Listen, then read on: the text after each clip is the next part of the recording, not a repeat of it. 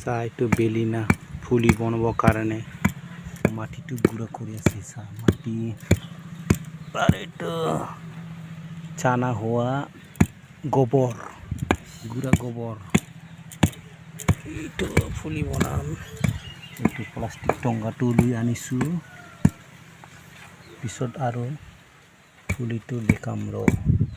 গোবৰ আৰু মাটি মিক্স কৰি আছে মাটি অলপ দিল গোবৰ অলপ দিল মিক্স কৰি আছোঁ সৰু সৰু পোৱালিবিলাক মাটি বৰাই আছে টংগাত চাহ পাৰন্দীপ আৰু বেদিক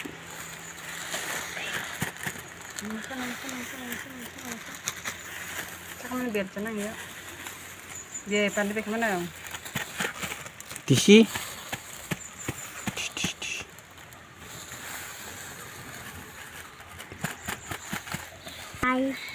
এইটো বেলিনা গছ এইটো কিমান ডাঙৰ যিমান ডাঙৰ বনাব ইমান বোলে ভাল জিনিসটো পুৰত হ'ব লাগে বোলে কৈছে এইটো বেলিনা গছ অলপ ফুটা কৰিব লাগিব বোলে টংগাটো এনেকা এইটো ফুটা কৰিব লাগিব এনেকা নতুন কেঁচিও লৈ আনিছোঁ বজাৰ পৰা বেলিনা গছ কাটিবৰ কাৰণে এইটো কাটিছোঁ ফুলিটো পাতাটো কিমান লম্বা চাহ 6 ইঞ্চি 7 ইঞ্চি হ'ব পাতাটো এইটো হৈ গ'ল আমাৰ পুলিৰ ষ্টেম বনাটো এতিয়া হ'ল